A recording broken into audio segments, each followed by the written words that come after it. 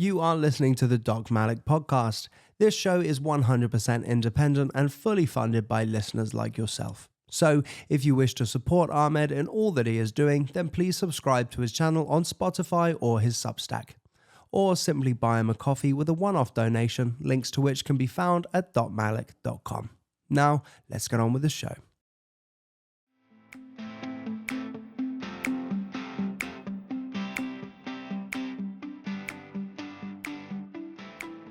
Ah, you know what? To my soul brother, Doc, grateful for you. That's so nice. And you know what? Do you know how you call me Doc all the time? Don't call me Doc anymore. Like you're my sister. Call me Ahmed. And actually, I'm off air. I'll tell you my actual nickname as well. Doc is too formal. Like, you're my sister, man. You're like amazing. Anyway, listen. I'm just gonna do a quick introduction. I'm so glad you sent me this book. As you can tell, I've been talking about it on my social media and my Substack.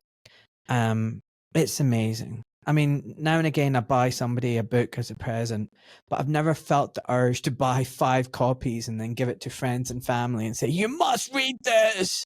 And honestly, I think decades from now, people are going to look back and go, wow, what an amazing piece of work. I mean, there's no words that give it enough credit. It's just so well researched, so well thought out, so masterful in so many ways, explaining why we're in the state that we're in and how we got to this point and actually how we can get out of it. It's incredible. I just want to say that, Meredith. Well done. Thank you. It's amazing. So what I'd like you to do is talk about the journey, like what made you like put this down, pen to paper? What made you write this? And where did you get your inspiration from? And what do you hope the book will do? I know there's a lot there. I just want to shut up and hear you talk. Because, yeah, I just want to hear you talk. So the idea of the state of captivity, which is the first part of the book that I describe, how I've renamed the Stockholm Syndrome, trauma bonding. It's also called appeasement or traumatic entrapment. These are all words that are used in psychology, but there's all kinds of distortions and misunderstandings. And so what I understood is that it's actually a state of consciousness that takes place. And Dr. Rainer Fuellmich invited me in February of 2022 to speak on his model grand jury. He called it an enactment, where he invited a bunch of experts from around the world in all different fields to come together every weekend in that February of 2022. And it was like 6 to 8 hour sessions every day on the weekends of people talking about all the different angles of what was happening during the COVID campaign. And so I was preparing to speak about the Stockholm Syndrome and cognitive dissonance to help people understand why so many people were complying with the tyranny disguised as public health. And the night before speaking, I was very nervous about speaking in front of the whole world about this. And I just turned to God and I asked for a sign, like, show me, am I standing in the right place? Am I speaking the right words? Is this really in the highest and best good? And randomly on the internet, I come across this quote, which is the epigraph of the book. And it says, to proclaim liberty to the captives and the opening of the prison to those who are bound. And so this is from the Bible. And I'm not a Christian person, though I do find some truth in the Bible. And when that passage hit me, I knew that's what I was doing, that my words were going to help people to see the way out of that state of captivity. And so that was the first presentation. And then over the next couple of years, I would give more presentations on the state of captivity. And I talked about how it's a psychological, neurological, and spiritual state of captivity. It actually has nothing to do with physical confinement, though that sometimes does happen in overt hostage situations, which is where the Stockholm Syndrome initially came from. But it doesn't have to be that literal, because perception is reality. And your subconscious can't tell the difference between what's actually happening and what you're vividly imagining is happening. And when I looked back at all the years working with victims of narcissistic abuse and domestic violence, and I realized most of them left the house multiple times a day. They'd go pick up the kids from school, drop them off. They'd go to the grocery. They'd go do activities. They'd always come home because something in them believed that they couldn't leave. And so those 4 parameters that I named in the first 4 chapters of the book are actually the 4 parameters of the Stockholm Syndrome, the trauma bonding. And so that comes through the physical or psychological isolation. And often when they say isolation, we think of physical isolation. You must be in physical captivity, but that's not the case. And I found working with victims over the years that the most powerful form of isolation is actually the psychological isolation, where you believe you're so alone in your reality that feels real. And so the perpetrator will always isolate the victim in that way. They'll separate them from their family and friends. It's that whole divide and conquer mentality, where they will smear and distort and discard anything that contradicts the official narrative, the reality that the perpetrator wants you fully subscribed to. So the whole aim is to get the target to be fully subscribed to the perpetrator's narrative and nothing else. And then the next parameter, of course, they use gaslighting to do this, right? Which is the intentional distortion of the perception of reality, to the point where it might be so overt that something happens or they say something, and then the next minute they say, oh, that didn't happen, or I didn't say that. That's a very overt form, but it can be much more covert and insidious over time. Things are happening and you don't understand because you can't see physical proof, and you're always trying to figure it out, and you're getting more and more confused. And that confusion also leads into the second parameter. And so these aren't linear. It's not a linear process. These are like stacked on top of one another. Imagine it's like a multidimensional experience that you're having, and these are octaves. And so it's continually, all 4 of these parameters are continually being escalated over time. So that second parameter is the perceived acts of kindness. And this is key because in order to get you to swallow the poison, they have to give you something that tastes good. And that often comes through the form of flattery, which is why I cited in the book Outwitting the Devil by Napoleon Hill, one of the best books that I highly recommend people read to understand the nature of that manipulation and how easily we can all be captive to our own desires and what we want to hear. And so they use flattery. They tell you that you're such an amazing person when you comply. Or they make promises to you as well, that they just want to protect you and keep you safe. Or they tell you all kinds of good things about you. And as they're doing this, they're studying you. They're doing like a form of data reconnaissance, where they're trying to figure out all the areas where you're most insecure, meaning where you most lean into the flattery is probably where your greatest insecurities and vulnerabilities are. And they start to map that. I don't even know that it's consciously. I think it's an instinctual thing that they do. And something that I explained in the book, which you read as well, is, how do all of these perpetrators use the same tactics? It's not that they all read the same book. And a lot of times it's not even a conscious thing.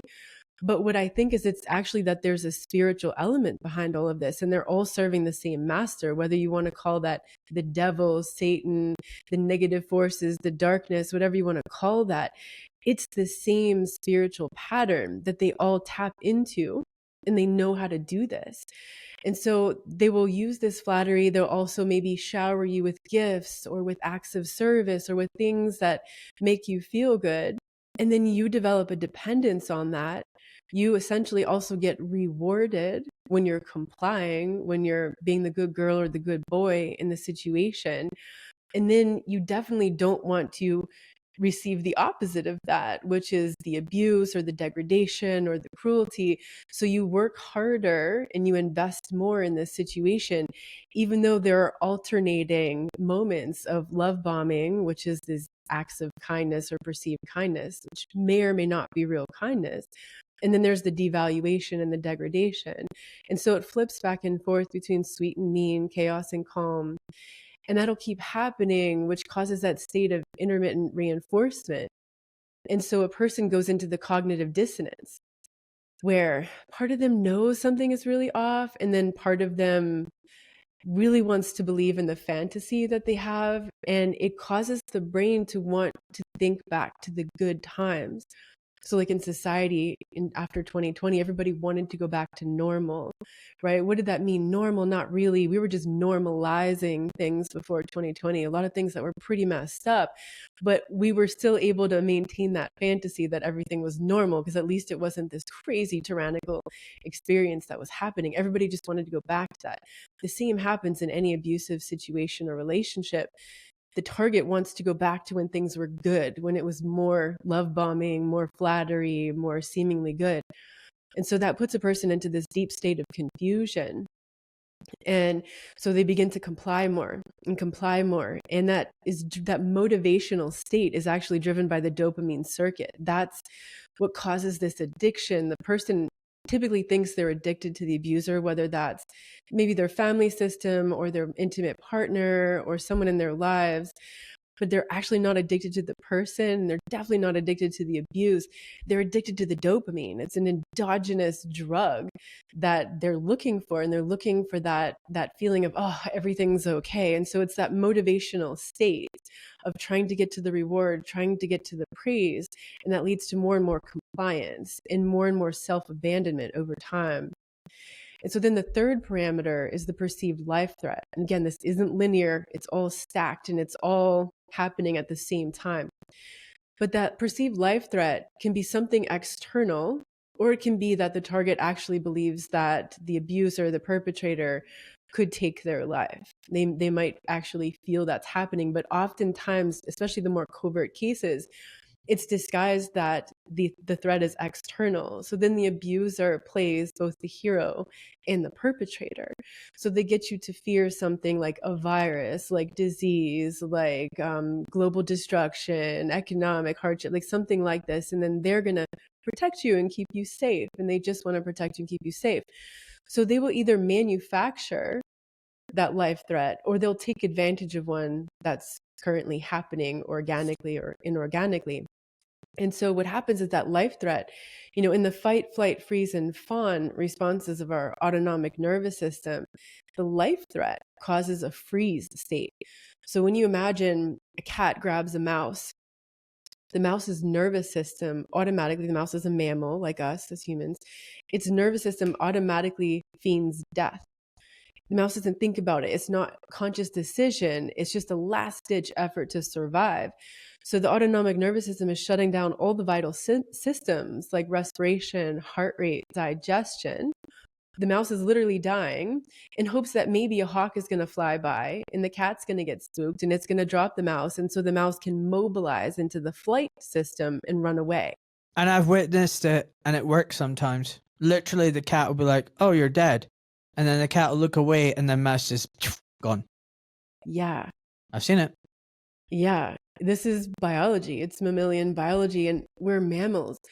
But so as humans, what's different about us is that we'll get ourselves into these situations that are ongoing over time. It's not that moment with the cat. It's years of tyranny or years of an abusive relationship. And so we cannot stay in that freeze state long term. Dr. Stephen Porges, the neuroscientist and creator of the polyvagal theory, says we can actually die a vagal death. He calls it Brady hypoxia, whatever. When your heart slows down so much that you can't breathe anymore, you stop breathing. You can actually die. So what the human does is the human adapts by moving into dissociative states. And so that's actually flight. So when we check out into dissociation, we leave the body, we go into fantasy, or we go into video games, or doom scrolling on the internet, or whatever we're doing. Even workaholism is a form of flight, because dissociation doesn't just mean fleeing the physical situation, it can mean fleeing reality. And so because we can't stay in that free state long term, we flee into dissociation. And then that creates what's called the functional freeze state, where most of society is actually in this state nowadays, especially the younger generations who got developmentally stunted during key periods of time of their growth. And we look at Gen Z, for example, and they're talking a lot about the functional freeze state online, because they're realizing most of them are just scrolling online all the time, and maybe they can hold down a job and they go to work and they barely function and they can handle their basic hygiene needs, but they come home and they're just in the phone. or other devices, and they're completely checked out of reality. They don't want to connect, they don't want to socialize. And if they do, they're also not really there and present. And unfortunately, I think most of society is in this state after this prolonged period of isolation and fear bombardment and the perceived acts of kindness and all the confusion and the debilitation that took place. And so that's kind of a dissociative state in which most people are living. And, the calling I made in the book is that we really need to become aware of this, because as mammals, we rely on our connection. Dr. Porges says it's a biological imperative that we connect. It's part of our homeostasis. So when we're in that state, when we're checked out, even other states like fighting, we're not really connecting, right? Or fawning, performing, we're also not really connecting. When we're in those defensive states, our attachment system is offline because the nervous system is binary. It's either on or off, zeros and ones. But the crazy thing is that our technology is also running on a binary language, zeros and ones. And I don't know if it was a coincidence that our technology developed in that way as a mirror of our biology, just because we're the species that created it, or if it was intentionally designed that way, because now humans are co-regulating more with these devices than with other humans. And so, 200,000 years or however long it was of human history, our nervous systems haven't changed. You'll hear scientists talk about the fear that was the saber-toothed tiger is now the fear of being ostracized and character assassinated online. It's not a real death, but it feels like that to your nervous system. But now our human nervous systems are actually changing for the first time in hundreds of thousands of years because we're co-regulating with these devices. And I feel like most of us aren't aware of that. And I'm really wondering, like, why aren't more scientific studies being done on that? Where does this go in terms of our ability to connect? And that's one of the things I've been speaking about in the recent years is the pandemic of disconnection. And I think in the future, when we look back at this time, we're going to remember the pandemic of disconnection more than, this thing called COVID, because that's actually what happened. And it was starting before COVID with the digital age. We were slowly and progressively being groomed into this digital existence. And now we're struggling so much to connect. I talked to a pregnant woman, maybe 2022. She was asking all of these new mothers, how to set up her nursery and what she needed to get, all the shopping things. But the number one recommendation they gave her was to make sure that her rocking chair, where she was going to nurse her baby, was next to an electrical outlet so she can charge her cell phone while she's nursing her baby. And that key moment, those early days, weeks, and months of an infant's life, that is the key for their whole life set up in terms of their neurological safety, their sense of safe emotional attachment to another human. That's the template for their relational dysfunction the rest of their life, or their relational ability to connect with one another. And so one of my clients from Eastern Europe actually said, when a mother's on the phone and she's with an infant, that's a dead mother. The infant's nervous system doesn't read the life connection there. So where is this going? This is a rather new thing that's been happening in the last decade. We have no idea where that's going. All of these children are being programmed into that. Add on top of that, this functional freeze state that most people are in. This younger generation, most of them aren't having kids or don't want to have kids, but the ones who do are also often in that state where they're so checked out, they can't create that safe emotional connection with the baby. And so, they estimate that 50% of people nowadays has a safe emotional attachment, meaning they're not anxious or avoidant.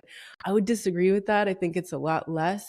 But I would also say that where we're heading is significantly less. I think there's going to be very few people who actually get that safe connection, because the parent, the mother especially, would have to be so intentional with that connection and that practice with her baby that she would set aside the phone, she would unplug from her devices and all distractions, and practice presencing, being in her body and not being checked out. Because if she's there with the baby but worried about all the things going on, she's also not really there. And that fear and that worry is getting transmitted to the baby's nervous system. So this is really key what's happening in our species now. And I think most people aren't realizing, and I'll talk to parents of young kids and they'll tell me, their kid that's maybe 10, who was maybe 5 when the pandemic started, they say their kids have trouble making friends. It's really challenging for them to connect. And that's no wonder why, because they were interrupted during key developmental moments with all the fear, with the separation, with staying home, with not getting the education that they probably would have. So a lot of things are happening that we're just not really talking about. And that fourth state, the fourth parameter is the inability to escape. And so what happens is that constant goal shifting. We were told all along, well, it's just 2 weeks to slow the spread. Okay, it's just a month. Okay, a couple months. And it just kept going on until eventually that carrot that was held, as like, you can finally get here, is just take the vax. The vax is coming. It's coming to save us all. Don't worry, it's safe and effective. And so there was no way out of that torture. And so people comply when there's no way out. In a marriage, that'll look like marital rape, where the woman will decide, just let him get it over with, because she realizes that resisting and fighting actually prolongs the pain and leads to more pain. And he's going to do it anyway, so just let him do it. And I heard so many people say that they went to go get the shots just to get it over with. It was the same thing. I talked to a woman earlier this year who really helped shift something inside of me to develop a lot more compassion for people who made that decision, where she welled up in tears and said, I don't know why, I just complied. That wasn't me. I wouldn't have done that, but I took the shots. I gave my little kids the shots because our family lives abroad. I wanted them to see family. I didn't want them to be isolated. Why did I go along with it? And when I told her this analogy of marital rape, she got it. Like, she understood. She felt this huge relief. And for me, that moment was so key, because it shattered this like harsh resistance that I had toward all the people who were enabling that, the resentment that I still had toward people who enabled. And I was able to see with deep compassion, with this beautiful woman in front of me, why she made that decision. And I know so many more people made similar decisions. And so when we're in that, listen, like, you remember me, I was having major problems at home. Again, a lot of pressure, to take the shot. I was like being accused of crazy, anti-vaxxer, should go see a psychiatrist, all that kind of stuff. And when I hear you say it, I just wanted to fucking just get it over with. I was like, okay, I'll go find out about the shot. I'll find out some questions. Fuck it. I was 50-50 in my mind whether I wanted the shot or not. I had the last few bunch of questions to ask. Then the guy stuck the needle in my arm. And I've talked about it, like, it felt like rape. I was violated. And I went and sat in the car park, just had a big fucking long cry. I just felt totally violated. So yeah, it was like rape. It was awful. Anyway, carry on.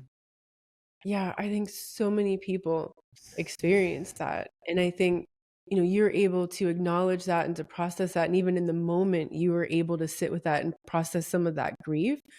Whereas I think most people have still suppressed it because it was so traumatizing, and because they didn't have that awareness, or they didn't have someone to talk with about it. And the shame that they're carrying about that makes it difficult to even touch that, to process those feelings. Well, I talk about it because, do you know what? It's not easy to admit you're duped, fooled, coerced, bullied. It's embarrassing. I'll be honest. I know it's embarrassing. I'd love to be able to just say, I never had shot. I knew it was all bullshit. I was strong enough to resist it and say no. It'd be much easier if I did that. But I'd be lying. And part of me just being honest about it is to say to other people, it's okay. Like, just be honest and just admit, do you know what? We were fucking duped. We were coerced. We were bullied. We were violated. And yeah, you get a bit angry initially, but then you process that as well. And then you just become firm. It makes you go, okay, not letting that happen again. At a very steely, firm, inner core, no. And that's the strength that I've gotten out of that, if that makes sense. Totally. And even for those of us who didn't take the shots, I always recommend that we look back at the decisions we made since 2020, because probably all of us have stepped out of integrity in some way or another. Even that day when, you went to the grocery store and you just didn't feel like fighting that day, so you put on the damn mask, Yeah. I heard Tucker Carlson talking about this, and I thought that was really brave because you rarely hear people with that level of humility to be able to say, you know, I really wish I'd have made a different decision because I felt Yeah, like a coward now looking back at that. And I just had a lot of respect for him to be able to admit that because I feel like this is a conversation that more of us ought to be having. There were definitely moments when I did that. I just put on a mask and just, put my head down and went to the damn store and got it over with. So I didn't have to fight that day because I just didn't have the energy. And that's what happens is when you're in these abusive relationships and situations and societal situations that happen, you become so debilitated that you just comply because compliance is easier. That's the learned helplessness state, which is the ultimate end of this, is when you're in that state of learned helplessness, you comply because you're in like that existential exhaustion that you can't think, you can't act. All you can do is just go through the motions and keep complying. And unfortunately, we often think that if we comply, it's going to end the abuse. But that's just a temporary respite from the abuse, maybe a couple exactly. hours, maybe a day, but it doesn't end the abuse. Compliance never ends abuse and tyranny. And I think that's where a lot of us got stuck in the recent years and even with ongoing campaigns. And the reason I wrote this book is not just to help people understand what happened during COVID, but to also help us understand that these very same tactics are going to be deployed for multiple other agendas that are happening, whether that be the climate change agenda or the economy or war or the AI thing, like whatever is happening. Or maybe they're, with this 3-eye atlas that they're talking about now, who knows, maybe they're trying to create this like alien invasion scenario, like whatever they're going to come up with, it's going to follow the same parameters. It's going to follow the same patterns because these are the patterns of spiritual warfare. And abuse, what that really is at the core, is spiritual warfare. It's the same thing that happens all around the world. People that don't know each other, people that are from different cultures, countries, socioeconomic status, they didn't have access to the same training, but they're all animated by the same forces. And so, that's the state of captivity. But something that I also want to bring awareness to is the fifth parameter, which nobody talks about in psychology. It's something I invented because there's like a tripwire that happens. So once you wake up to all of this and you get out of the situation, you have the awakening to like, this is abuse, this is tyranny, and you get out of the situation, or let's say in like the global scenario, we can't fully get out of that, but we opt out as much as possible. We don't consent. And then what happens is there's like a tripwire that gets activated and it creates this emotional attachment to the injustice. And I realized that most of my life I was living in that state, and it's a miserable existence.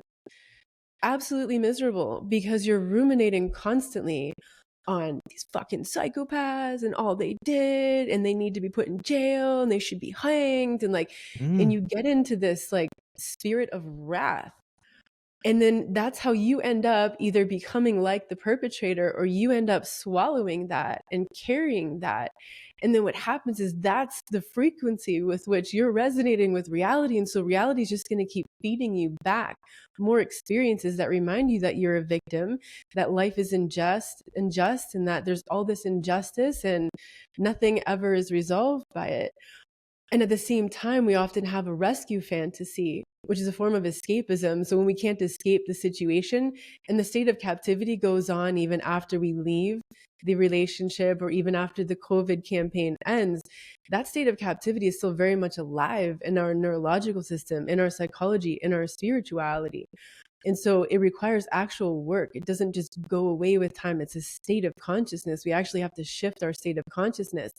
And so we can get trapped in that captivity when we're just looking for the justice to happen because we're so attached to the injustice. And when we want to see that happening, and also because we're looking for someone to save us from the situation. So that may be a political figure, a religious figure, somebody else just to come and save us, when actually we need to become the adult who's going to rescue ourselves. We need to take on the responsibility.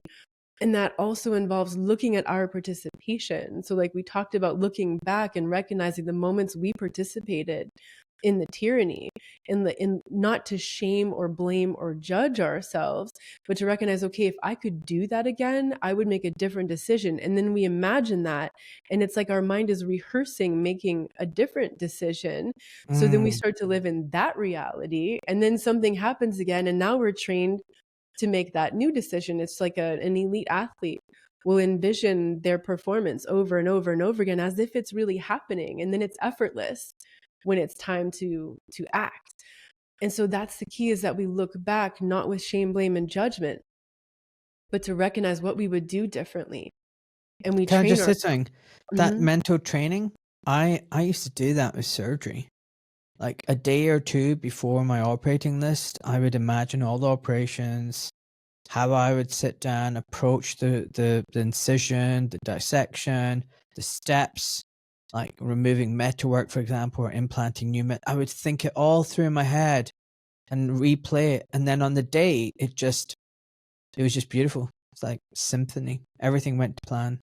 And I would just play it out in my mind every single time, every list. That's the way I used to do it. Interesting, isn't Yeah, it? exactly. Because again, the mind can't tell, the subconscious mind can't tell the difference between what's actually happening, what we're vividly imagining, which is why our perception creates our reality. And that's why that state of captivity continues to endure long after. And so I think the biggest hurdle with that fifth parameter is the self-honesty.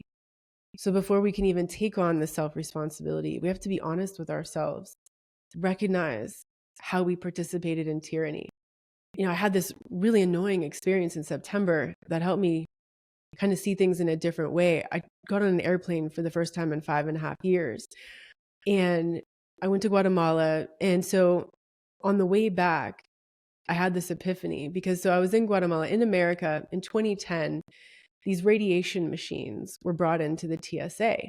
And Mm. immediately I knew not to go through those machines. And I did the research immediately, and I learned the language you use. You have to say, I want to opt out.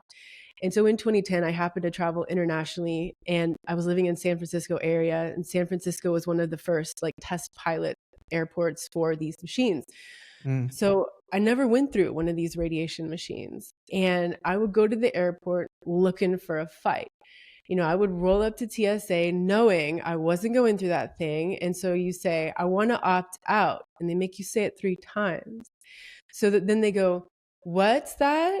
And you say, I want to opt out. And then they make you consent to getting molested. And they say, oh, you want a pat down? And that's a euphemism for getting molested.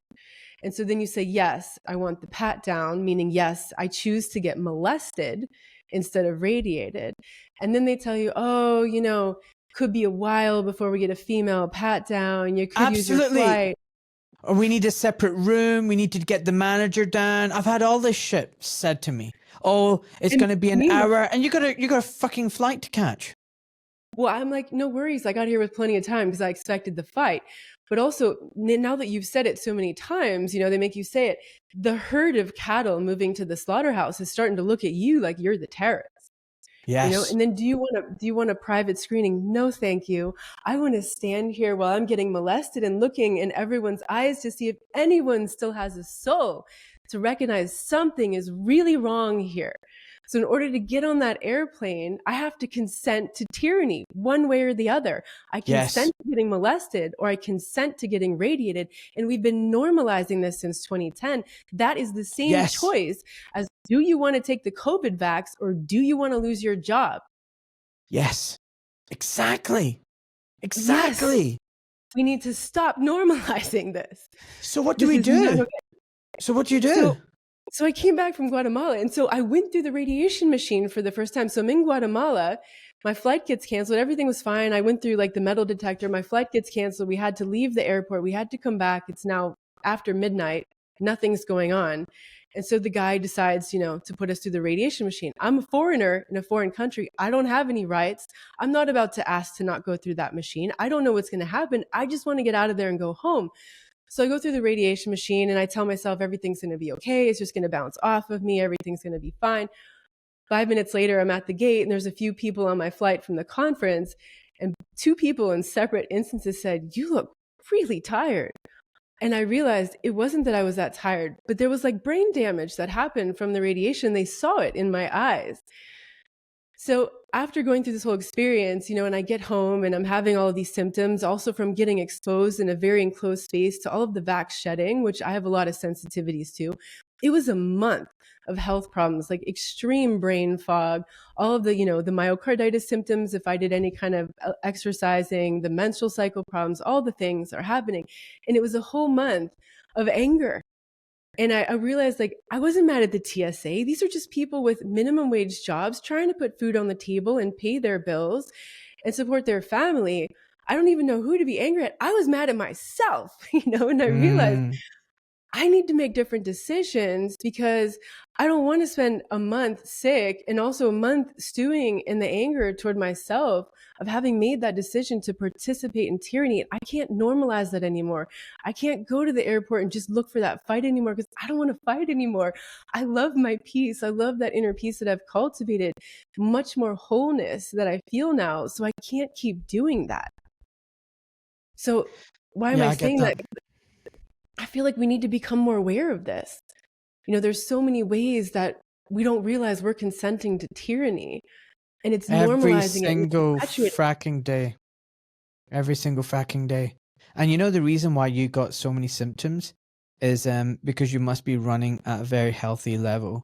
And I say this all the time, like imagine you've got a really clean white car and you drive through one puddle and it sprays mud all over it. Like the whole car just looks like a mess now. But if your car's not being washed for a month and you drive through the puddle, I mean, like, it doesn't make any difference. It still looks like the same dirty car. And like when you're fine-tuned, one little bit out, like you can feel it in your body. But when your body's like genuinely unhealthy, eating unhealthy, sleeping unhealthy, got bad habits, honestly, you don't really feel it. I went to a restaurant like 2 months ago with some former colleagues of mine. They said, let's go out and eat a curry. Oh my God, I suffered all night and the whole next day. And I said to the guys, like, were you guys all right? Like, I had a really bad tummy. And they're like, no, we were fine. Everything was fine. And I realized, because it's like greasy food cooked in seed oils. And like my body just doesn't like it. My gut doesn't like it. But they're used to that. So like I think that's why you suffered so much when you got back from the holiday and the TSA thing. And I hate that TSA. It is abuse. And I've had the same conversations that I'm talking about here in London. Like, it's almost like they've been told the same things to say. Like, oh, you want a pat down. Oh, we need to get a manager. Oh, we need to do it in a private room. Oh, this will delay things. Everyone's looking at you like, and I had the added trouble then of like my wife going, come on, let's go. Like, what, you going to just make us and the kids wait? And blah, blah, blah. And then in the end, I had to capitulate. It's like, what the frack? And I just felt, it's not fair. Like, I shouldn't have to go through it and be bullied to do that. And I shouldn't have to be forced and humiliated to do the pat. The whole thing was just disgusting. And it's like, I fucking hate it. I just hate it, And you're right. But the normalizing is a lot more because in society, tax is bullshit. Like, they rape us of our money and hard earned cash. Like, we work so hard for it. And they take so much. They just keep taking it. And like, what's the difference between a guy in a hoodie in a dark alleyway with a knife saying, give me your cash, and some freaking guy in a suit in the IRS or HMRC writing a letter to you and say, give me your cash? Like, there's no difference. Like, there's no difference. And then there's a monopoly of violence, because if you go, no, I don't want to pay tax. I don't want to send my money to pay for bombs that are going to bomb Gaza and reconnaissance flights over Gaza. Like, our taxpayers' money is paying for the RAF and sending weapons there. I don't want that. I don't want money sent to Ukraine to kill Russian lads, But if I say no, the state has a monopoly of force. They can put me in jail. Tax evasion, tax dodger. Like, what the fuck? Like, I never signed a contract with you. I never agreed to this. This is a unilateral agreement. It's a form of abuse. And like you said, we've just become so normalized to these abuses. And like, if you think about it, like apparently, the American War of Independence was like on like tea tax, like this tiny little tax. And everybody got an uproar. It was like revolution. And here we are, like in a lifetime, paying like 80 to 90% of all our earnings to direct and indirect taxation. And we just go, okay, just rape us a bit more. Okay. All right. Anyway, I just want to quickly say one more thing. Recap. 4 parameters: isolation, physical, psychological, or both. 2, acts of perceived kindness. 3, and it's acts of perceived. It doesn't necessarily have to be kindness. 3, perceived threat to one's life. And 4, perceived inability to escape.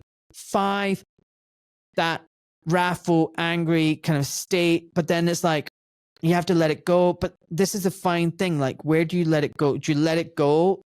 And but you don't want to let the people off the hook either. Like, where's the balance where, you know, I know you say you have to do the work on yourself, but you don't want to let these culprits off the hook either. So where's that fine balance come in? I hope you're all enjoying this absolutely fascinating podcast with Meredith Miller. I love my sister Meredith. She is such an incredible human being. If you can, please do get her book and share it with your friends and family. It's that kind of knowledge that is going to wake people up and lift their souls. On another note, folks, I've got this consultation service. You all know about it by now, hopefully. And if you don't, I can offer online consultations where I can help you regain your health, reclaim what it means to be healthy and fit. If you're feeling tired, if you're struggling with your sleep, struggling with energy, struggling with your mood, struggling with your gut health, struggling with losing weight, pick my brains. I can help you. And if it's an actual medical diagnosis you've been given and you're confused about it, you don't know how to move forward with your treatment options, or you're facing surgery, again, I can help you. I can help unpick and all that information and noise, bring some clarity, slow things down, and make you empowered and to make the right choices. So go visit my website, docmalik.com, and you can book your consultations there. And then again, if you look at my website, it's got all the affiliate codes there. It's not very many. Sea green supplements, bioavailable iodine and micronutrients, great for your thyroid health and hormonal health. Hunter-gatherer foods, which are seed oil free, great stuff like MCT oil and olive oil and mayonnaise and other stuff that is, just great products that my family and I use. Heracles Wellness, sauna, and cold plunge is great for your health. Sauna, as well as cold plunge. If you look at the website Heracles Wellness, again, there's a discount code. Fantastic UK product company that supports the show. And Water Pure Distillers. Again, it's all there in my show notes. You shouldn't be drinking tap water. Definitely get reverse osmosis or distill your water. Okay, folks, back to the show. Enjoy the podcast with Meredith. Thank you. So here's what I've come up with, and I'm not saying people have to agree with me, but this is just what I've come through my own experience, is that when we keep them on the hook, we're still hooked in.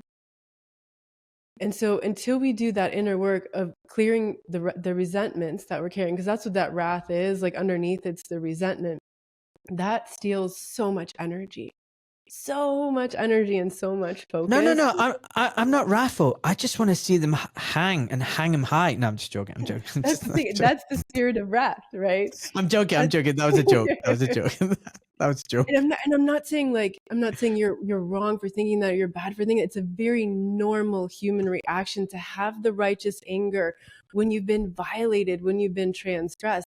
And that's a part of the grieving process. We have to allow ourselves to feel that, right? But do we get stuck there? That's the question. So it's the nuance of moving through this process. And so what I've come to realize is that we're still on the hook when we're holding them on that hook. Even if it's just a relationship, or we're just like, oh, we got to get them, we got to get them in the courts, or we got to get them for what they did to us. That just keeps attracting more situations. And until we get tired of that, and we recognize, okay, that's not up to my will. Like, that's my ego that wants that, right? That's my ego that wants to win, because the ego always wants to win. It wants to be right. It either wants to be superior, or it gets taken down into the inferiority, and it just keeps going back and forth. I'm a victim is I'm inferior, or I'm better than them and we got to get them. That's the superiority. And there's no out from that when we're still in the ego. And so we get really held on to our moralistic belief systems, and there's nothing wrong with morals, but what I learned is that morals are the realm of the ego. And that's a substitution for, but not a replacement for, our alignment with God, the creator of all that is, the divine alignment, because that's a spiritual alignment. And so when my will is aligned with divine will, and I recognize it's not up to me to persecute these people, it's not up to me to get even though they harm me. When I'm in that spiritual alignment, I'm in a state of peace where I'm not saying that's okay what they did, but I'm able to find the peace in myself where I'm not anymore allowing them to rob me of that peace. And so what happens is when we don't have that spiritual alignment, we have to go to the morality of the ego and I'm right and they're wrong. And it's not that you're wrong about what they did. Those were crimes against humanity. Those are transgressions. Those were violations. That was wrong. But if we get stuck at that level, then we're keeping ourselves in this and we're not allowing ourselves to be liberated from that state of captivity because it keeps us in the captivity. So I'll give you some real world examples of that. So when I got suspended by my private hospitals, I was given the opportunity. The lawyer said, you know, we should try suing them, take it to a tribunal, blah, blah, blah, blah, blah. And initially I started down that road because I was angry and this isn't fair and what have they done to me? But within like 2-3 months, I was like, whoa, hold on one second. Like, I've seen this. I've interviewed doctors and who've gone through similar things. And 2, 3, 4 years on, they've still got these expensive court cases. They've burnt £300,000-400,000 or dollars. Their life is just one stress, meetings, evidence to be prepared, going to the court, blah, blah, blah. And oftentimes they don't get any justice. And, you know, I'll give an example. There's a doctor here who won a court case against the GMC. And then within like 2 weeks or a week, they launched another investigation with no fresh evidence. And she's dragged straight back into the whole shabam again because they weren't happy. And one's Dr. Rahana Ali and one's Dr. Rama Aladwin. And, you know, like they've just made life hell for them. And then there's doctors who've stood up against COVID and they've done the same to them. So I kind of thought, I don't want to give them this satisfaction. Like, not only have they just like taken my career away, now they're just going to drag me through this. Why am I going to give them that? You know, so I just like, I'm done with this. And I told my lawyer, look, I'm not paying you any more money. I'm going to close the fundraiser. Like, you do what you have to do. But, you know, if it gets to a point where, you know, it's going to cost more money or more effort, I just want to call it quits. And after a year, he went, right, we're out of funds now and there's not much more I can do. It has to take up a level. I was like, no, forget it. Just close the whole thing. I can't be bothered anymore. I just can't be bothered anymore because they're just going to screw me over and just sap my energy. And I want to build something constructive like this podcast, like my Substack. I want to put some positivity into the world, not just ruminate on what was done to me and play this victim. But I had this conversation with some other doctors and I was telling them, look, you know, these court cases are all like kangaroo courts and like you're going into a court case with your hands tied behind your back and a blindfold and your lawyer's working for this other side anyway. Like, you're screwed. Why are you even doing this? They were like, well, we have to do this. Like, we need justice. And like, if we don't do this, they get away with it. And you know, like we need to make a stand. So what would you say to that? So that's where I would encourage people to notice that in this world, nothing goes unnoticed. Whether you call it karma, whatever you want to call it, the balance, the cause and effect. And it may not be on our timing because that's the ego's timing is I want to see them pay for it now. That's the ego. I want it now. But when we're in that spiritual alignment, when we're connected to the divine, when we recognize that there's divine will and there's a timing for things and nothing goes unnoticed, everything is rebalanced at some point. We may not get to see that in our lifetime, or maybe it's happening, but we're not even aware of it. Let's say it was like an abusive relationship, right? And you just don't know what's happening. You don't know all the things that they're going through, that they're actually paying for that. But in the case of like, you know, the court system, the politicians, you know, all the things, the media, everything that was connected to conspiring with that, we may not see that. We might see little glimpses of those kinds of like balances, you know, that are happening, but we may not see the big one. We may not see, oh, suddenly everything comes out and there's all this justice that happens. It may not happen, but it may be that these people are tormented in their lives. We have no idea what it's like to live as these people. We have no idea. And it's Mm. easy for us to look at them and say, oh, they have it all. They have the power, they have the money, they have the whatever. You don't know what it's like to be living in their skin. Yeah. Yeah. So what would you say? What is the real world answer then? Like a real world scenario, like all these perpetrators of the pandemic and the evil that's still going on today. Like, what do all of us do about it?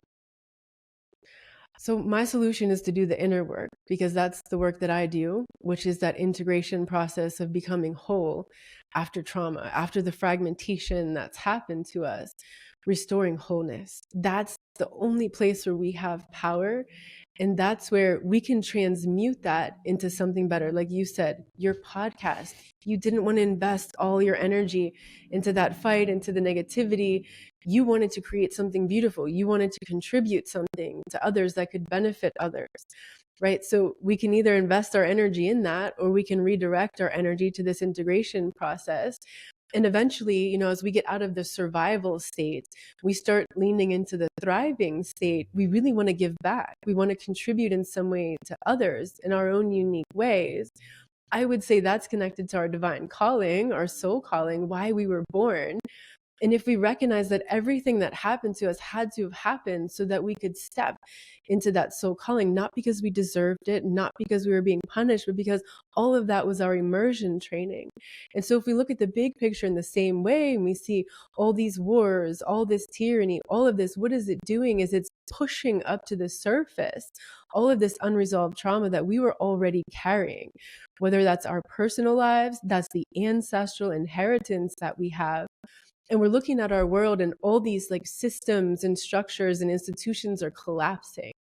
But at the same time, within each of us, we can feel imperceptibly that the scaffolding, the old belief structure of the whole architecture that was holding up all of those systems, which we inherited, all of that is starting to collapse within us. That's why it feels so incredibly disorienting and terrifying, not just because of what we're seeing out there, but because that's happening within us. And so this is an invitation. It's an evolutionary calling that we can either keep going down that path and doing the same thing, expecting different results, but getting the same results and things getting worse and worse. And it becomes a bigger generational burden that we pass on. And every new generation feels heavier than the generation before because they're just carrying more shit. And so if we can recognize this calling and say, we can make a different choice. And that choice isn't to fix things out there or to unify, everybody get together and unify this thing out there. That's all a bypass. The real choice is inside, to become whole and unified within ourselves instead of fragmented, is to do that inner work of becoming whole, because that's how we actually change things in the world. And that spreads like a ripple effect. That's not just an idea. I've seen it happen when we do our individual healing. But what I see is even more magnified when we step into the ancestral healing, because our ancestors are holding a piece of whatever we inherited. Our core wounds that we saw repeated throughout our life since childhood, that isn't even ours. That's something we're carrying. And it feels very personal because we've had experiences that felt very personal that reinforce those same wounds. But actually, we're carrying things from generations before that were unresolved. And so when we can, with that, the ancestral memory where that's being held, because it's being held in two different places in space and time. And when both of us can release that and make a new agreement. So instead of whatever agreement we decided, like, I don't have the right to exist. That was my core wound. Right. But that was an agreement that I had with my ancestor who committed suicide when she was 14. And then she was erased by the family. Her photos were destroyed. She was not to be talked about. Right. She was literally erased. I was carrying this and didn't know why. And so as I cleared that with her, all of a sudden that ripple effect spread. My mom was in the middle. I thought I was never going to be able to have a relationship with my mom. And all of a sudden, my mom starts changing. She doesn't know why. I didn't tell her anything. And all of a sudden, 5-6 weeks down the road, I'm seeing these big changes in her. I'm like, what's going on? A couple months later, I openly said, I've noticed something really changed in you. About 2 months ago, have you noticed that? She goes, yeah, all of a sudden, I just felt this sense of hope and freedom for the first time in my life, right? This is the possibility of that ripple effect. And so as we do that healing work, this starts to spread. That actually changes the world. And I believe that's really the only way to change the world, is not to bypass it by going out there and trying to fix it, but to recognize where in us we can heal and transform that. If we're living in a world at war, it's because there's those deep inner conflicts and inner wars in each of us. If we're living in a world where lies and deception are able to live for so long, it's because we're lying to ourselves. We're deceiving ourselves in ways that we don't want to see. And so as we transmute that inner work, that begins to be reflected all around us. Beautiful. I agree with all of that. You know, you beautifully and eloquently said, and in the book, what I like is it talks you through that. It talks you through how you can become whole, like practical steps and exercises and everything. I love that. You know, I wrote a Substack where I said, if we want to make the world a better place and change the world, we need to first of all change ourselves. If we want the world to become a better place, we need to become better selves. We need to like make ourselves better human beings, make ourselves the best versions of ourselves. And then in doing so, that's how you create the best world. And I think that's pretty much like what you've just said, you know, like, and then you talked about this in your book where, you know, like show examples where, you know, serious injustices in the past, there has been justice done, where people have like been held account, and it just doesn't happen. Like even in the last century, like First World War, Second World War, Holodomor, whatever, there's been no justice for any of these. Cambodia, Khmer Rouge, whatever, pandemic, 9/11, USS Liberty, the Gulf War, all these fake things, you know, where we were sold a pack of lies. No one's ever been held to account and like being punished for it and justice being done. Like it's complete BS. And so if you're waiting for that, you're going to be in for a disappointment. And especially if you're waiting for a savior to come along, and there are many false saviors who give you little tidbits and say, oh, when I get in, I'm going to clear the swamp and I'm going to lock up Hillary and I'm going to do this and I'm going to do that. And everybody goes, yeah. And no one wants to do the work. So they all merrily jump onto that bandwagon of that savior. And then when the savior doesn't deliver, they've all got excuses for that savior because, well, they're invested in that, and to admit that their savior is wrong, well, they will lose faith and they will lose hope, and then they have to accept that they have to do the work. So it's just easier to double down and make excuses. Like it's all part of a 5D chess plan, or 13. You know, it's just, I don't know what levels we're at now. It's kind of crazy. But there's two more things I want to talk about. I mean, basically, one, I love the fact the whole book is about not just the personal self, but also the tyranny and abuse of authority, whether that be government, religion, or whatever. And how basically there's a spiritual element to this. So, for example, you make it clear you're not a psychiatrist or psychologist. And, you know, in that realm, everything's like, your dopamine levels and your whatever. It's all about chemical imbalance, you know. They'll never touch spirituality or the darkness or evil. You're happy going there. Why is that? Because I'm coming from a holistic perspective. So that's body, mind, spirit. And so I see the human as a whole, because I feel like when we pixelate things, when we just focus on one, you know, we can learn a lot of interesting and fascinating things through science, through medicine, through psychology. But all of that is like a pixelated version of reality and of the human being in totality. So that's why it's important to me to see the whole picture and recognize that it's happening at a physical level, an emotional, a mental, a spiritual level. Both the abuse and the healing, it's all of those levels. And so when we just see one, we miss the big picture. Yeah, absolutely. Some people might say, well, where's the evidence for this evil or this spiritual aspect? I'm not spiritual. I'm a science-based person. I deal with science. I mean, in a way, isn't that a bit religious itself? You know, to be completely subscribed to like a dogma, you know, only this is what's real. But even in science, I think they've pretty well documented that perception is reality. right? Like what you perceive as reality. So that's why, you know, scientific studies and everything can be shown to prove exactly, you could prove pretty much anything that you want to prove. I used to say that. I used to say you can find a paper to justify any position you want to take. Right. That's research for you. I mean, right now there's a Tavistock Institute, Center of Great Evil, by the way. And they were recently, a couple of years ago, they were like stopped giving puberty blockers because there was no strong evidence to show the efficacy and blah blah. And it was a big deal. Guess what? No heads rolled. No one was sacked. No one went to jail. No one went through the GMC investigation for mutilating and debilitating children. No. That's only done for doctors who question, you know, the lack of medical ethics, not for those who breach medical ethics. You know, what an inverted world we live in. And now that institute, having rebranded its name, that gender whatever clinic, and the people having been shuffled around and promoted, they're now creating a study to show that the puberty blockers are safe and work. And one of my friends is a doctor, and he was showing me messages on a private Facebook group called the on-call room. And these 3 doctors of a certain, you know, persuasion were all talking about how fantastic this study is and how it's going to prove that the puberty blockers are a good thing. So the study hasn't even taken place yet, it hasn't even started, but they've recruited like 400 children. They're going to be given these puberty blockers, and they're very confident that the research will prove that they're effective. So instead of it being disbanded 2 years ago, heads rolled, doctors got into trouble, lost their licenses. No, none of that's happened. Now what they're going to do is like, okay, we didn't have the evidence. Let's create the evidence. And then we can say, look, see, this is a gold standard. This is safe and effective. And then once you do that, you never get any funding for that research again. Because like, well, why are we going to look into this? Because we know it works.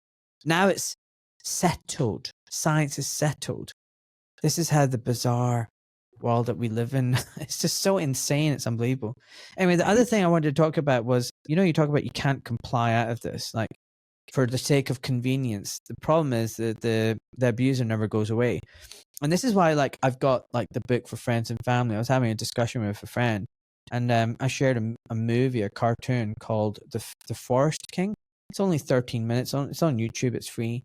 My friend, an amazing artist and, you know, illustrator and, you know, writer, created it. His name is Lubomir Asimov, and he's made another one, Out of the Shadows, which is epic.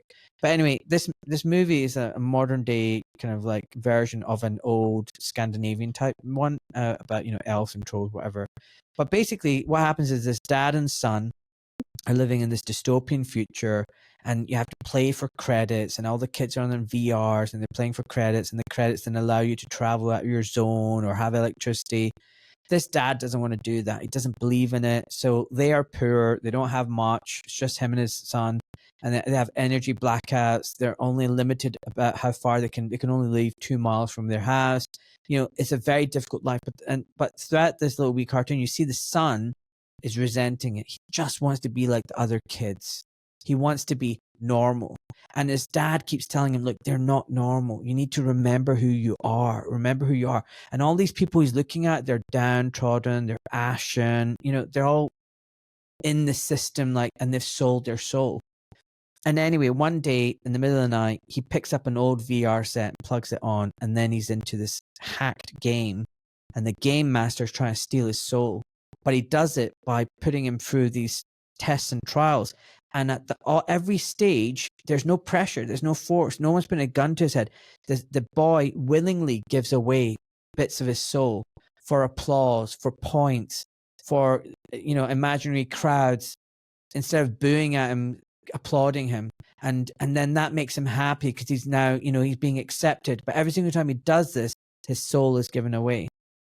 Look, in the long run, what happens is he dies. The boy dies. Now, I said this to my friend, like, wasn't it an epic? And the friend goes, well, being a devil's advocate, if the dad had simply bought the updated VR set, it wouldn't have been infected with the malware and his son would have been alive. He should have just given him the updated VR set. And I was like, But that's just delaying the inevitable. His soul would have been stolen anyway.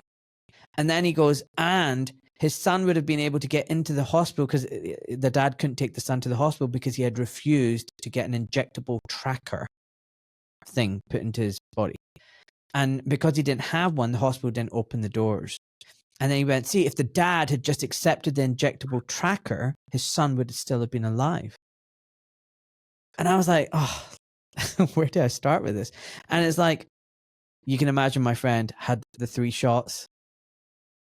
And my friend is kind of pseudo awake. Like, he states that he's awake, but he'd rather just ignore everything and just still be in the system, in the matrix. He's like Cypher. He just wants to eat the steak, even though he knows it's not real. He doesn't want to be. And I'm like, so I've got the book for him. The question is like, I wonder whether that will be able to put the spark in him and make him realize, because it's difficult, isn't it? It's like, I think there's a lot of people who are so abused, they would rather have the comfort of the lie and the abuse than the discomfort of the truth and making their own way and having to go into the unknown, if that makes sense. Am I articulating this? Total sense. Even what you were saying about science is, I feel like as humans, we want so much to have a sense of certainty because that feels relieving. It feels like a sense of safety. So we try to control everything in order to feel safe and have a certainty. But life isn't all certainty. And then we can get caught up in things like that, and science and belief systems, and not being willing to see the uncertain and the unknown. But that's actually the space where the miracles happen, is when we stop controlling everything, right? And like, we go through abuse in situations where, not only we're trying to control, usually it comes from a wound of fear. When you have a lot of fear, then there's a lot of control to try to feel safe. But so when we get stuck in that, we become hyper self-reliant. Maybe we believed and we were taught through our experiences, you can't trust anybody, you can't count on anybody, you just have to do it on your own. I'm all alone in the world. And so that hyper self-reliance creates like this static around us in our field. And so it disconnects us from our creator. Because our creator has our back, wants to have our back. But when we're like, no, I got this, the creator's like, okay, you do you, but I'm here, you do you. And then you're on your own and you've got all this self-reliance and it's all this static. But when we let go, right, and that's not an effort, but it's just when we get so exhausted, usually like we get so debilitated and exhausted. For me, that turn wasn't until 2022. It took me 2 years of like that first thing until early 2022 to finally turn my gaze back to God. I'd considered myself spiritual for a long time, but in different ways, and sort of more in the creation instead of with the creator. And that was my turn when I read Dante's Divine Comedy, and I took this free course with Hillsdale College online on the Divine Comedy. It was so beautiful, but it helped me get my desires in order, and it helped me turn my gaze back to God. And that's what changed everything, is when I started releasing that control and I started opening up to the divine assistance. And that's when the miracles started happening and the synchronicities started happening. And that was a process. It took me like 2 years of working through stuff between then and now. But I think that that's eventually where we all get, where we get so tired and exhausted of trying to control everything, and we just keep getting pummeled and pummeled and pummeled. And I think it's also a metaphor of where we're at in humanity, is we've been doing this for a long time. And I think that's actually the gift of what's happening in our world. It's not just chaos for chaos sake. It's like that chaos is an evolutionary invitation. And it's inviting us to look within, maybe to release some of that control and stop trying to figure it out and create it all ourselves, and just turn our gaze back toward God. And a lot of things start realigning when we're in that divine alignment, including in our relationships, because I believe the only way that a relationship can work is if both people have their compass pointed toward true north with the creator of all that is. Because if we're pointed toward each other, and we're humans, we're going to make mistakes. We're not perfect. One of us fails, makes a mistake, and then everything collapses, or both of us, and it's like this wobble, wobble, wobble, and it becomes very volatile. Even if one person is pointed toward God and the other person's pointed toward the other, as soon as this person makes a mistake, this person falls, the whole thing starts wobbling. Maybe this person tries to invite the other one back toward God, but it just keeps wobbling. It's not going to work. Whereas when we're both aligned to that true north with God, something happens in our normal human relationships, but we still have that foundation pointed toward God. We still have that place to come back to. We can still see one another versus seeing like the projections of our traumas on one another. And that wobble continues. That's how the darkness gets in. When we don't have that spiritual alignment, when our will isn't aligned with divine will, and instead we're led by the ego will, that's where all the darkness gets in, because our desires are disordered. So how do you point your compass north towards God? Like, how would that look like? And so I think the word that people tend to use is surrender, and that gets misinterpreted because surrender can sound like giving up, but those are two different things. Surrendering the reins is when we stop trying to control things and we stop efforting and we allow. So when we stop filling the space with all this static and I got it, and we just pause, right? We come back to center, we come back to stillness, because that's where we find that point, is that stillness within. And then we just allow that space to be filled by that divine presence. That's when the miracles start to happen. But that surrender is challenging. That letting go of that control is challenging because there's a distortion of safety there. And so we're going to try to control to feel safe. no, I get that. And so surrender, just give up to your higher self. Not give up, sorry. I mean, like, as in, like, let go, not try and control too much, and just trust God, the higher self, or whatever. Like that? Yeah. Allowing the opening for that miracle. Because when we're controlling, we're blocking the miracles. We're blocking the synchronicities. Whereas when we just let go and allow, and we trust in that. Okay. So how do you differentiate between, for example, manifesting and perceiving, believing something that you want, and a vision or of your world or your life or your relationship or whatever, your business or your podcast or whatever, and separate that from ego and desire? Like, where does one blur into the other, and how do you keep the two separate? So we're always manifesting, but where are we manifesting from? Are we manifesting from the ego? Are we manifesting from the survival self, trying to get our unmet needs met, Or are we manifesting from our higher self and that alignment with divine will? Is our will aligned with divine will? Are we manifesting that? How you know is the fruit of that manifestation. And so I think we talked in one of our earlier podcast interviews where everything I had manifested until 2020 with my YouTube channel, my business and everything, I was manifesting from my ego and my survival self. And I realized I was outsourcing my self-worth to the external validation and the money and the fame and all that stuff. Right. So when I let go of all of that, and that was like a huge reckoning process of a period of 2 years before I could really start to turn back toward God. It's that journey that Dante takes where you go all the way down into the pits of hell, and then you work your way back up through purgatory. And then you can really start pointing toward God and work your way. And you realize that that's the freedom that we're all looking for. But so that's the whole journey that we all take. We don't usually just turn in that direction. It's like a series of events that takes place that forces us to see that about ourselves. For me, that calling came in 2020. I think the calling came for all of us in our own unique way, not just our personal stuff, but also all the ancestral stuff that we inherited, that we came into this lineage carrying. And so I believe that's the bigger invitation that we have here. And everybody's on their own timing, and that's on their own journey. But, look at the things that we're manifesting. Everything is what we're manifesting. Where is that coming from? And you'll see that by the fruits of the manifestation, if we're honest. I get that. On a side note, do you remember once you asked me if I had any type of trauma, and I was telling you, and it was like my work, my ex-wife, my spinal surgery. I had so much, and then I talked about the fact I'd been left with like relatives for over a year when I was just 1 month old, abandoned by my mum and dad. And you were like, "What?" I was like, "Yeah." It was so funny. So like last week I went to see my mum, God bless her. I love her so much.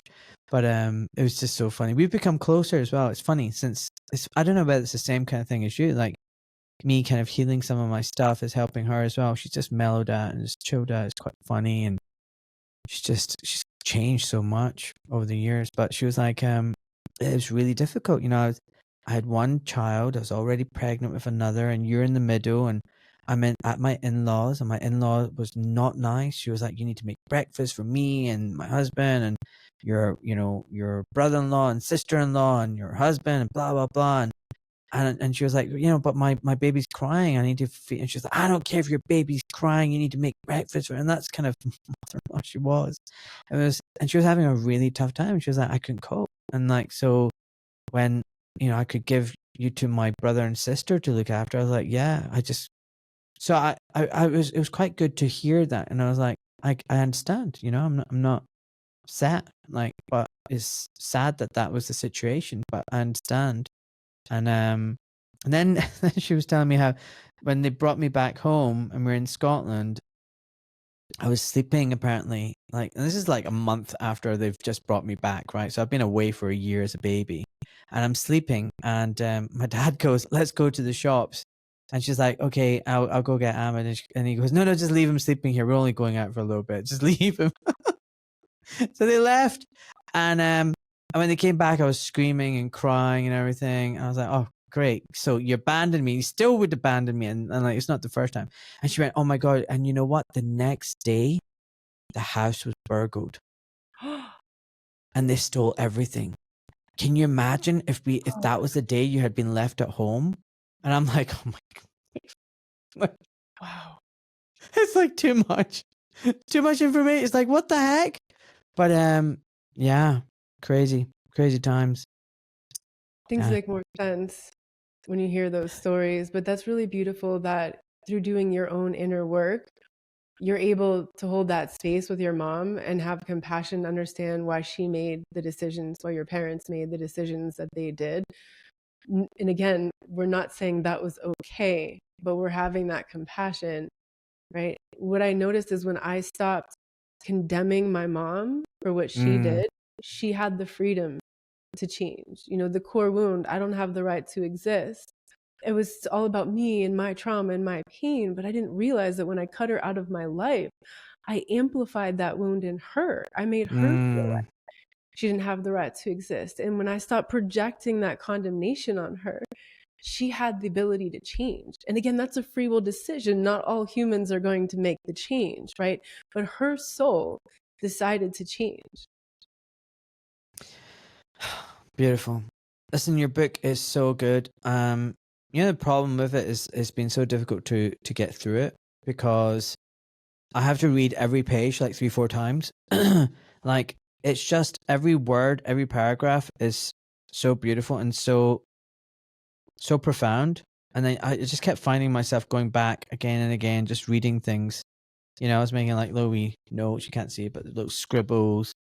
It's just brilliant, by the way.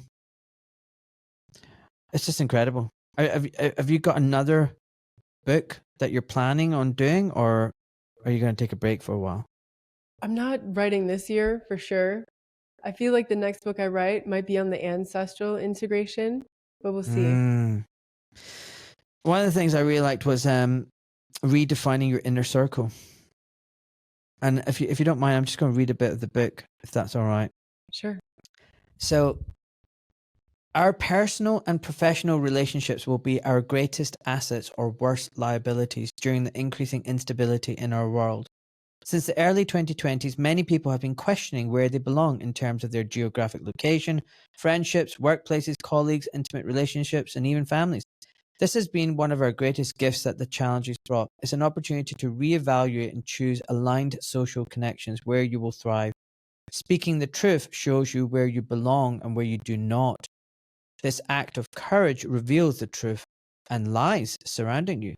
Sometimes you might choose to end certain relationships due to their influence in your life. Other times, people will pull away from you or push you away because the truth you're speaking feels threatening to their perception of reality. When you're truthful with yourself and others, you will find more aligned relationships. and turn away from the toxic ones, or even those that simply aren't a match of core values and directions. Living in authenticity, truth, and accountability helps you to find your people and build trust on a solid foundation. And I can tell you, a lot of people listening will resonate with this because they feel like an outcast. Families don't want to speak to them. They've lost their friendship groups. They're like, you're a crazy person. Why are you talking like this? And they just want to carry on the system of abuse and pretend everything's fine.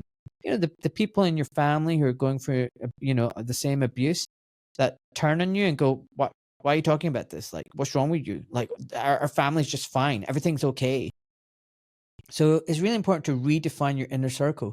Choosing your inner circle consciously is very important for protecting your sense of peace, well-being, health, wealth, and joy. Notice who the people are with whom you share the most time and energy. This could be in person, on the phone, or even online. As the saying goes, you become like the people you surround yourself with. So choose carefully. Pause right now and write down their names. Ask yourself why you like hanging out with them, what kind of characteristics they have that you admire, and what impact they have on your life. This exercise will open your eye to something you didn't see before. If you realize that their impact is not positive, that you don't like who you are when they're around you and you don't want to become like them, then move those people to the periphery by reducing contact. In some cases, you might choose to remove people from your life completely if they're a toxic influence, even family members. You're allowed to do that. Give yourself permission to honor your experience free from the obligation of making someone else comfortable or happy. The restructuring of your inner circle is a way of owning that space responsibly, giving your time and energy mainly to those who are closest to you. That investment brings a return, whether positive or negative. The most dangerous part about being in contact with toxic people is the temptation to subscribe to their reality, whether that's their worldview, their opinions about who you are and what's possible for you, or their own negative self-concept that is projected onto you when they get triggered by your success, health, happiness, or confidence. I'm going to stop there. I mean, every single freaking page of yours is just beautiful. I love it. I love it. I love it. Love it. And can I quickly just say another one? This is another one. The real pandemic is the disconnection. Years from now, we will look back at the early 2020s and realize that it wasn't the virus that inflicted the highest toll on human life. That was a deception. It was the weaponization of fear and its fallout on the physical, psychological, spiritual, technological, behavioral, and social life of the human being. The disconnection started mostly invisibly, decades before the 2020s. Social isolation has been increasing slowly over time with the accumulation of unresolved trauma, the adoption of technology, and the ways humans have adapted to it. Our brains and bodies are changing through exposure to technology, which is having implications for other areas of human life. One of the areas that appears to be most affected is social bonding. And then you go on, and you talk about all the nonsense, the restaurants, the public health, the ongoing propaganda. It's just brilliant. Meredith, you're amazing. So are you. Thank you so much for inviting me. I want you back. Let's do a part 2 in the new year. Is that okay? That's all right. All right, listen, last question. It's the same question. It always is. But maybe you've changed a little bit, and so your answer might be different. You're on your deathbed. You're surrounded by your loved ones. Before you meet your maker, what words of wisdom and advice would you give everybody? I think maybe I'd ask a question. What really matters? Yeah, that's important. I like that question. What really matters? Mm-hmm. So what really matters to you? So to me, my main priority in life is my connection to God and the divine mission that I know He entrusted me to live. That's my number one priority. If I lose track of that, I lose track of everything. My health suffers, my business suffers, my relationships suffer, my performance suffers, my outlook suffers. So for me, that's always my compass. I have to keep coming back to that to remember who I am, why I'm here, what really matters. So why are you here? What is your mission? My mission is to help people liberate their souls. And so I do this individually through my work, through my personal contact with people as well, But I also feel that I have another mission that's coming that I've been seeing increasing visions of in the last year and a half, and that's working with a divine counterpart, a soulmate, and helping people to reconnect. Because of this pandemic of disconnection, I want to get more in person in retreats where we can help people reconnect in different ways, not through theory. So it's not about teaching, it's more about an energetic transmission. And it's not about education, it's more about that experience and that exposure in that environment, in that energy field, that people remember how to reconnect. So getting away from all the mind stuff, because we're so much in our minds and we're so much in our ego and we're so distracted with all those thoughts, but getting people really back to center and into that field where this just happens automatically. So I know that it's coming, and I'm seeing increasing confirmations of that, and that vision just keeps getting clearer and clearer, and I'm just trusting that it's imminently going to happen. I've got goosebumps right now. Do you know, a month ago, I sat down with someone, a friend of mine, to plan my retreats for next year. I'm doing in partnership with her. And it's about connection. Nice. I'm going to send you the stuff. I'm going to email you what we've been working on. It might Nice. give you some inspiration. Just, I swear to God, it's so funny because like I did 2 retreats this year. And I was like, we need, like, everybody was reaching out to me was saying, like, you know, we don't know anyone like us, or we don't have any friends. It'd be so nice to meet other members of the tribe and blah, blah, blah. And like, you know, one was a, you know, psilocybin retreat. Another one was a more holistic retreat. And I was thinking about like, what do I do next year? And I realized what people are really craving is when they say they want to meet other members of the tribe, is that they just want to connect. Yeah. They want to connect with people who are spiritually aligned and awake, you know, awakening. No one's awake, but you know what I mean by that, you know, just running on the same vibration frequency. That's what they want. They want that connection in this disconnected world. And so, you know, when I got to that chapter, honestly, my jaw just dropped. I was like, yeah, that's exactly what we're like. There is this pandemic of disconnection. So I think you should definitely do retreats. And I think they'll be incredibly successful because that is what people are missing now. And people are also missing authenticity. Mm-hmm. You know, we don't want fake gurus and fake messiahs and fake whatever. We want people like you. So I think whatever venture you do, I know you'll be extremely successful in it. I think you will be. You'll be amazing. I'm so happy for you. All right, Thank listen. you. I'm happy for you too. And I'm really glad to hear that you're also going to be facilitating the reconnection in your way, because if we don't remember how to connect, this is going to become the legacy that we pass forward to our species. Yeah, and that's not good. So we need to, but you know what? I'm actually quite hopeful. I'm quite positive. I also believe that if we perceive that the evil people are going to get their way and it's going to be dystopian and it's going to be horrible, well, then that's what's going to happen. Exactly. But if we perceive that actually it's going to fall apart, it's going to fail because they're a bunch of dumbasses and like it's just so stupid. And actually, you know, everything goes in a cycle, and sometimes to get the joy and the bliss of something, you need to experience the pain and misery of something. So you've got the contrast. Otherwise, everything's just vanilla beige. So maybe right now we're just going for a period of really just shit times. But maybe around the corner, there's going to be some really freaking good times. So I'm putting everything in that. I'm putting it out there. We've got good times ahead. It's going to be all right. I agree. It's going to be what we create. Yeah.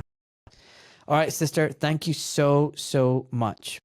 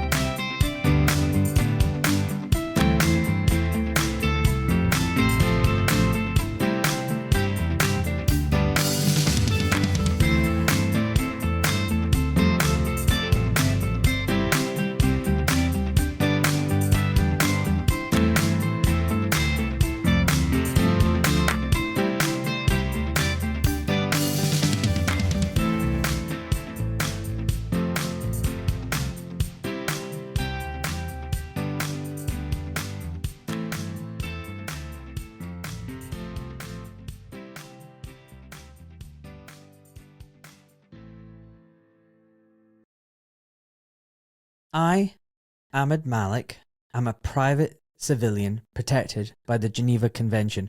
My Substack, social media posts, and podcasts are my personal experiences, observations, and opinions. This information is for educational purposes only. Although I am a doctor, I am not your doctor, and I am not providing medical or legal advice to you or to the wider public. I am not licensed or registered with the GMC or any other licensing board. The responsibility for the interpretation, due diligence, and use of the information from my Substack and my podcast lies with you, the viewer and or listener. Please do your research and use your discernment. It is not my intention to harass, intimidate, offend, defame, conspire, blackmail, coerce, or cause anxiety, alarm, or distress to any man or woman, and the information presented here is done so with peaceful and honourable intentions. Enjoy, folks.